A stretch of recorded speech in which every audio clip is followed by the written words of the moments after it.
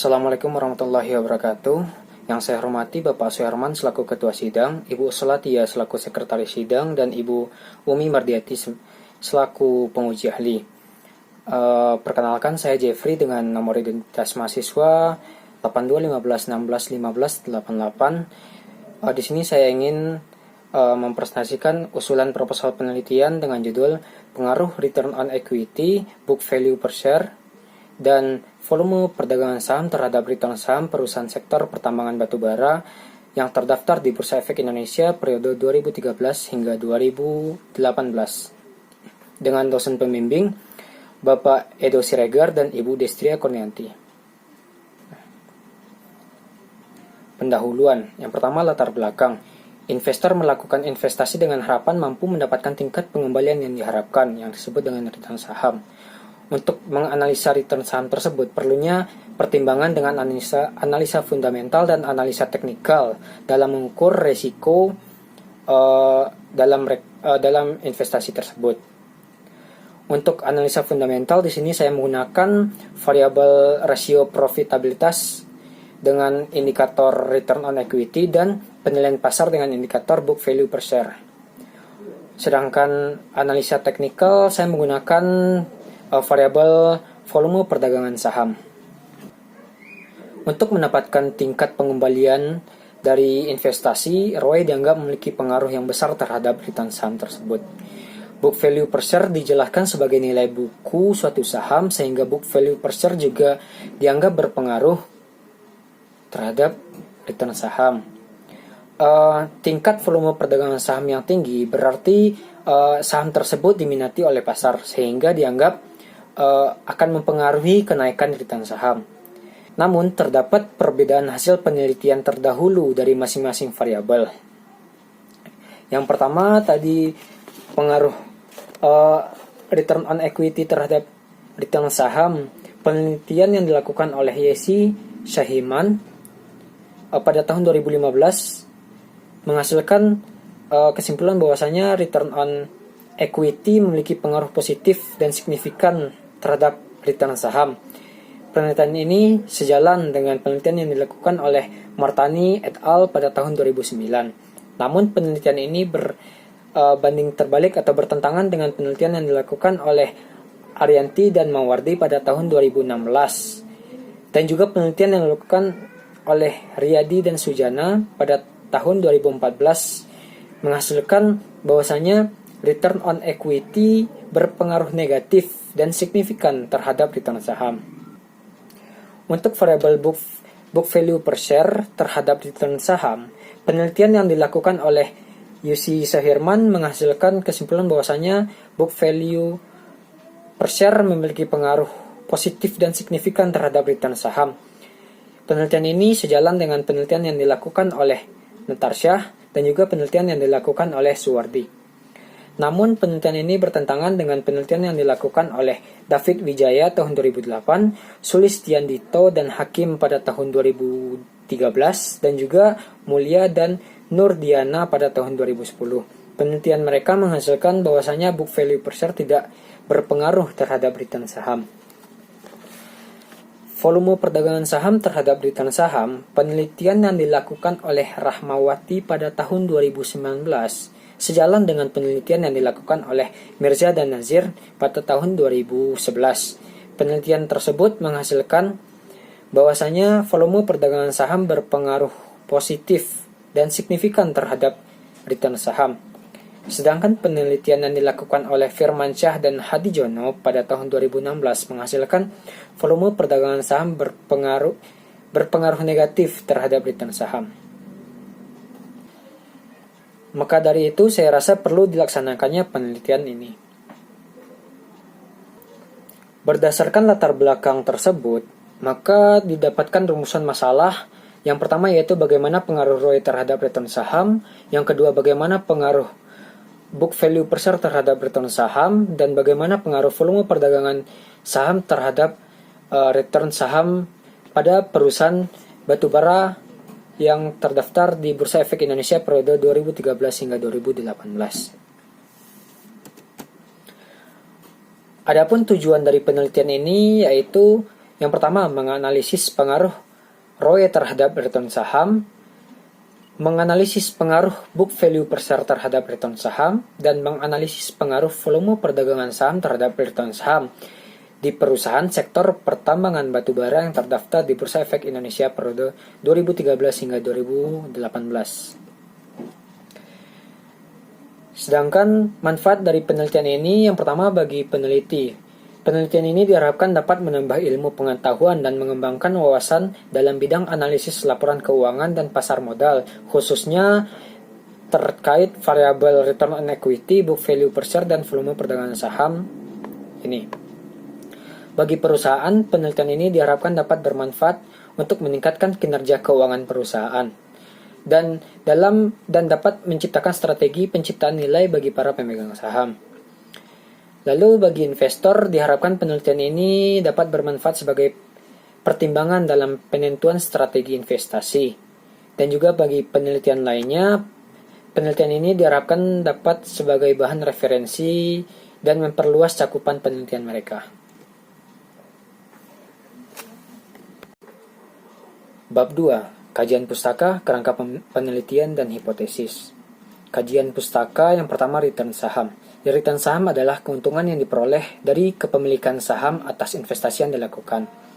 Menurut Thunder Lilin tahun 2010, return merupakan salah satu faktor yang memotivasi investor untuk berinvestasi dan juga merupakan imbalan atas keberanian investor menanggung risiko atas investasi yang dilakukan.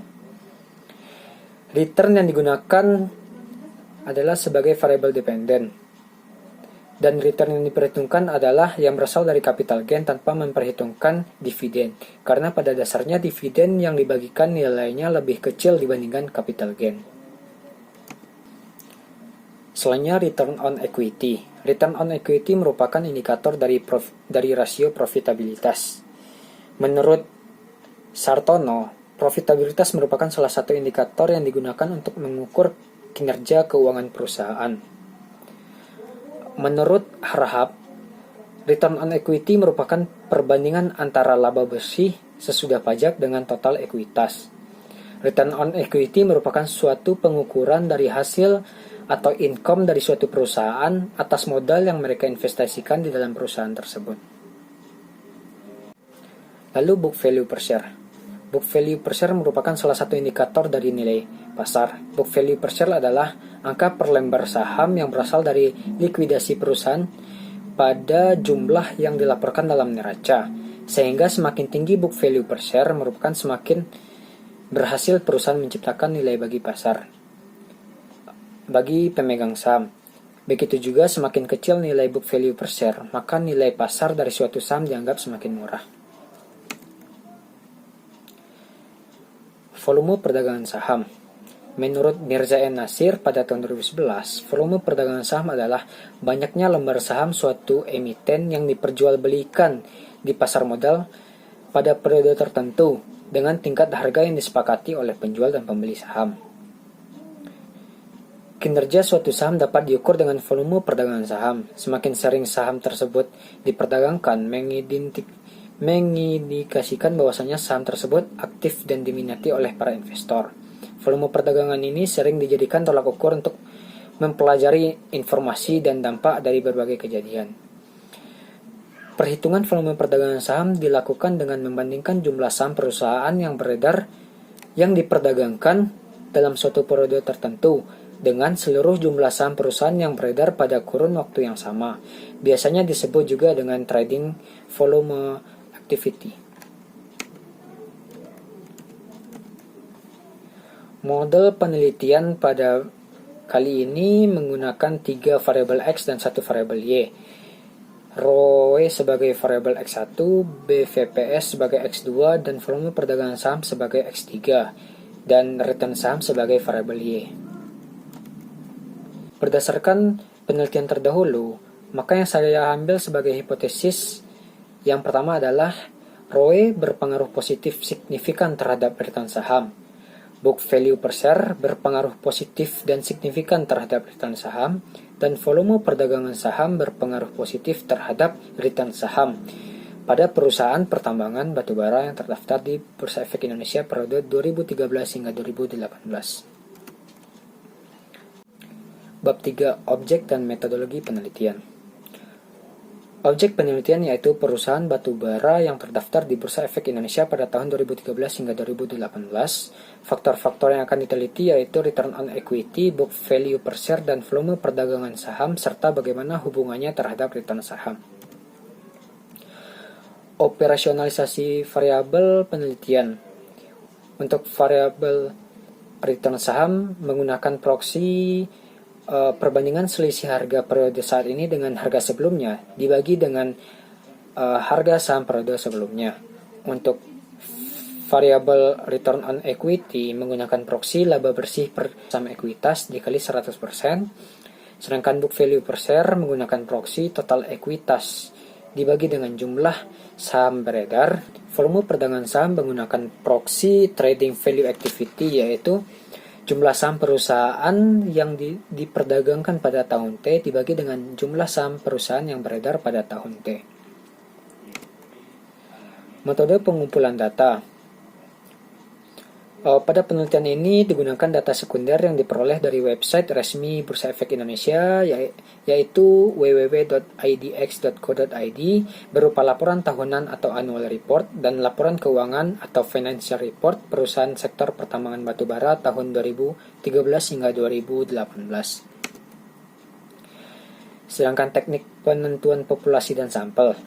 Populasi dalam penelitian ini yaitu sebanyak 22 perusahaan yang terdaftar di sektor pertambangan batubara yang tercatat di Bursa Efek Indonesia pada tahun 2013 hingga 2018 dengan kriteria pertama, yaitu perusahaan sektor pertambangan batubara yang tidak mengeluarkan laporan keuangan dari tahun 2013 hingga 2018 sebanyak 3 perusahaan, maka tidak masuk ke dalam sampel penelitian. Juga kriteria kedua yaitu perusahaan sektor batubara yang tidak aktif diperdagangkan dan tidak sesuai dengan kebutuhan penelitian, yaitu sebanyak 2 perusahaan. Dan juga kriteria ketiga yaitu perusahaan sektor pertambangan batubara yang melakukan stock split, sehingga tidak dapat dipakai sebagai sampel perusahaan sebanyak 2 perusahaan. Sehingga sisa sampel dalam penelitian ini yaitu 15 perusahaan yang dapat menjadi objek penelitian dalam kurun waktu 6 tahun. Oleh karena itu, total objek penelitian berjumlah 90. Metode analisis data. Statistik deskriptif. Metode pengumpulan, penyusunan dan memberikan informasi serta gambaran secara umum mengenai suatu data melalui nilai rata-rata, nilai tengah, nilai maksimum, dan nilai minimum, dan disajikan dalam bentuk tabel. Penelitian ini menggunakan analisis model regresi data panel. Data yang digunakan dalam penelitian ini menggunakan data time series, yaitu data yang diambil dalam beberapa periode tertentu terhadap suatu perusahaan, dan data yang termasuk dalam cross section, yaitu data yang terdiri atas beberapa objek atau perusahaan.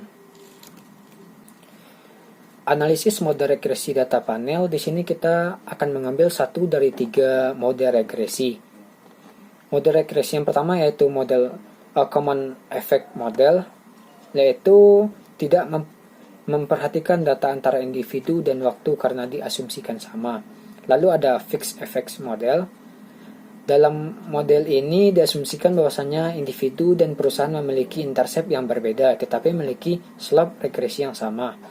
Dan juga random effect model, yaitu setiap variabel mempunyai perbedaan intercept tetapi intercept tersebut bersifat random. Untuk memilih 1 dari 3 model regresi tersebut akan menggunakan 3 uji. Yang pertama, uji Hausman, uji Chow, dan uji Lagrange multiplier. Untuk uji Hausman, jika p-value berada di atas 0,05, maka model yang akan digunakan adalah random effect model. Namun jika p-value berada di bawah atau sama dengan 0,05, maka model yang akan digunakan adalah fixed effect. Sedangkan pada uji Chow, jika p-value berada di atas 0,05, maka model yang akan digunakan adalah common effect model. Sedangkan jika p-value berada di bawah atau sama dengan 0,05, maka Model yang akan digunakan adalah fixed effects model. Uji yang ketiga yaitu uji Lagrange multiplier. Uji ini digunakan jika uji Hausman menghasilkan random effect model dan uji Chow menghasilkan common effect model. Pada uji Lagrange multiplier ini, jika p-value berada di atas 0,05, maka penelitian akan menggunakan common effect model. Namun jika p-value berada di bawah atau sama dengan 0,05, maka penelitian akan menggunakan random effect model. Untuk uji asumsi klasik, pada penelitian ini kita menggunakan uji multikolinearitas. Uji multikolinearitas pada penelitian ini dapat ditentukan apabila terjadi multikolinearitas atau tidak dengan cara melihat koefisien korelasi antara variabel yang lebih besar dari 0,9. Jika antara variabel terdapat koefisien lebih dari 0,9 atau mendekati 1, maka pada variabel bebas tersebut terjadi multikolinearitas. Untuk menguji hipotesis, kita menggunakan uji T, di mana menunjukkan tingkat pengaruh satu variabel bebas secara individual dalam menjelaskan variabel terikat dengan menggunakan level signifikan sebesar 10%. Lalu akan diperkuat dengan koefisien determinasi R kuadrat, mencerminkan seberapa besar variasi dari variabel terikat dapat diterangkan oleh variabel bebasnya. Nilai R2 adalah antara 0 sampai 1. Bila nilai koefisien determinasi semakin mendekati 1, berarti variabel bebas dapat menerangkan variabel terikatnya semakin baik dan menyeluruh. Sekian presentasi usulan proposal penelitian saya. Saya ucapkan terima kasih atas perhatiannya. Assalamualaikum warahmatullahi wabarakatuh.